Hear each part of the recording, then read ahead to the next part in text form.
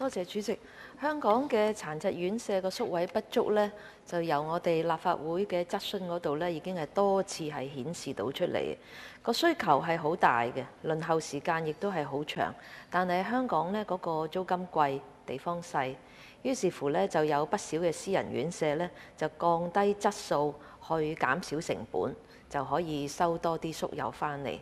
但係呢，殘疾院舍嘅宿友，佢哋有不少嗰個精神行為能力係不足，表達嘅能力亦都係不足。當佢哋受到不人道對待嘅時候呢，佢哋係唔識出聲申訴嘅。咁所以呢條法例嗰個目標就係要規管一啲殘疾院舍嘅質素，提出最低限度嘅服務要求。咁基於呢個原因呢，我係會支持呢個法例。咁但係確實咧係兩難嘅，因為有不少嘅私人院舍，佢哋以往咧就係為咗要控制成本，所以未必係達得到嗰個要求。所以咧，如果一旦而家法例係實施嘅時候咧，其實佢哋都有相當大嘅困難。所以有個過渡期，亦都嗰個服務守則咧，其實而家就包含咗好多具爭議性嘅嘢喺裏邊咧，就亦都未通過，就要喺嚟緊呢幾個月嗰度去做質詢。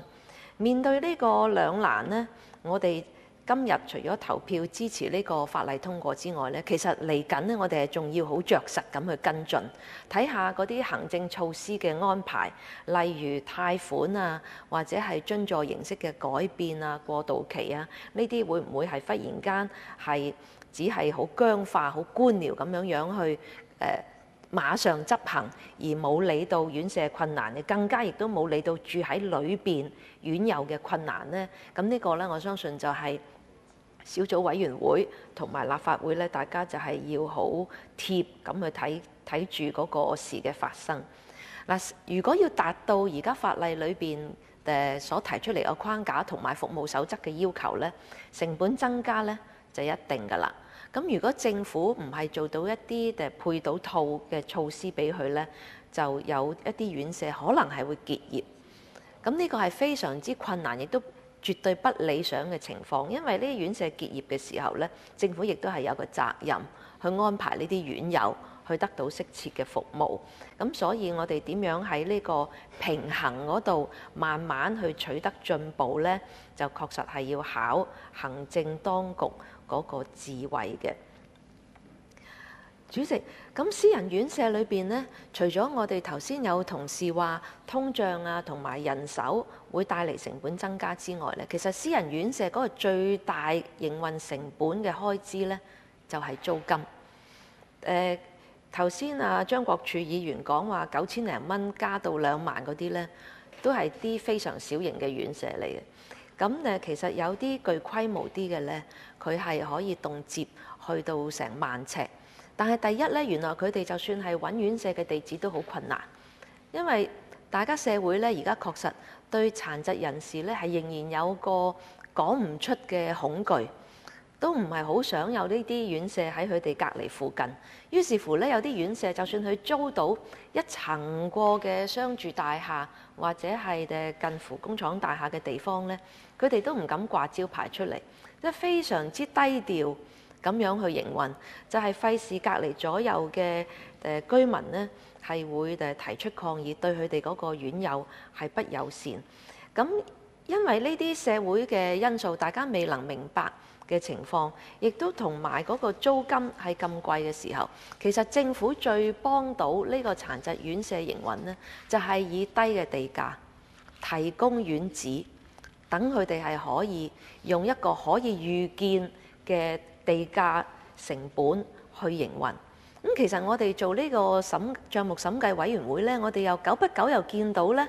原來房署之下嗰啲停車場啊，或者係鋪啊、商場啊，嗰個佔用率又好低嘅喎，空置咗好耐呢，幾年都招唔到標喎。咁於是乎呢，香港其實有個情況呢，就係有地方擺喺度空，但係呢，人需要嘅服務呢，又係非常之緊缺。咁所以一個跨部門同房署，甚至同政府產業處大家去溝通，揾到呢啲空置嘅物業走出嚟，將佢改建，係俾殘疾院舍或者其他院舍去用一個低廉嘅租金去運用呢。呢個都係非常之切實可行嘅方法。只要大家肯跨部門去做呢，咁就一定係會揾到多啲地方出嚟㗎啦。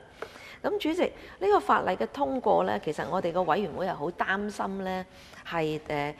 另一方面呢，就政府接受咗呢個削足就履嘅方法，就去降低個要求，反為將一啲未如理想嘅情況呢合理化、合法化。咁呢個就係我哋最唔想見到嘅。不過當局亦都好聰明，將嗰啲好具爭議性嗰啲呢，譬如人均嘅面積呢，就擺咗喺呢個服務守則裏邊。咁就喺而家個法例裏邊呢，其實都只係一個原則上嘅要求嘅框架。咁而喺呢個服務守則嗰度呢，就當然就可以久不久變啦。咁我就希望呢，就當局去通盤揾晒政府之下自己可以動用嘅地方嘅資源之後呢，就可以嘅時候就將呢啲人均面積啊各樣呢啲嘅細則呢，就係放翻鬆動一啲。咁其實呢個人均面積喺我哋個小組裏邊呢，亦都係有專業界別嘅議員呢，大家一齊去傾。而家嗰個新嘅要求呢，就係6.5平方米。咁但係呢，對一啲行動不便嘅宿友嚟講呢，其實普通一張好窄嘅單人床呢，其實係唔夠佢用嘅。並且呢，床同床之間呢，係必須有足夠嘅空位，係可以令到2個醫護人員推到嗰張輪椅或者係擔架床入去，然後2個醫護人員活動嘅地方，再將呢個院友呢從嗰個輪椅嗰度搬上張床嗰度。所以如果你好似公立醫院咁呢，而家床同床之間得嗰2尺呢，其實係唔得嘅。咁呢個私人院舍裏邊嗰個空間呢，就係更加細啦。咁並且呢，呢啲院舍裏邊嗰個公眾地方嘅通道啦，必須要可以足夠讓一個輪椅同埋護理人員通過啦。浴室、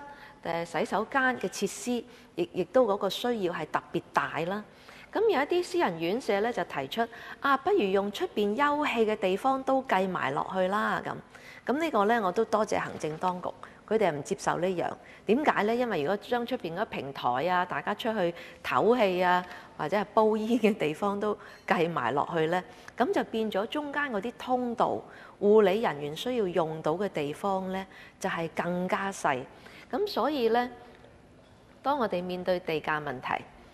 呢個提供服務最低基本要求嘅問題，同埋法例嗰個最低要求嘅問題，到最終呢，我哋都唔能夠話就咁通過條法例就當萬事大吉，服務可以改善，唔得嘅，一定係要有政府不同形式嘅津助，無論你係透過買位嗰個價錢增加，或者係低價錢嘅地方，低地價租金去補貼呢，呢個都係唯有動用到公共嘅資源，然後先正係可以去提升院舍裏邊嘅服務嘅。咁主席，另外一點我要提出呢，就喺呢個法例裏邊呢，其實係有另外一群被遺忘咗嘅人嘅殘疾人士嘅。呢個呢，就係學校裏邊嘅殘疾學童嘅寄宿服務啦。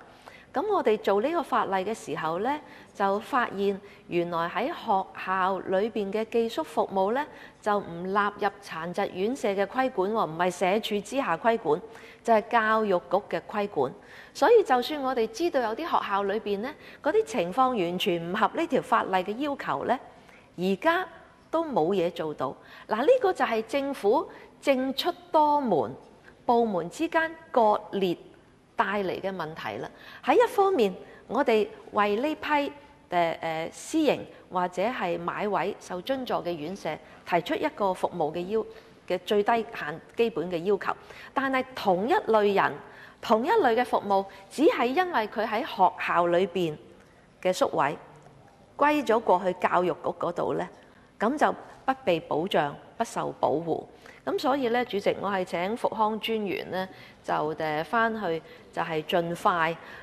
透過政務司司長係去同教育局嗰邊傾，亦都請去喺自己局方轄下裏邊嘅院舍住宿服務係達到同一個要求，就唔好令到話有年齡歧視，成年咗啦入住院舍咧就得到保障，但係仍然係在學嘅學童咧就住喺一啲好差嘅環境。多謝主席。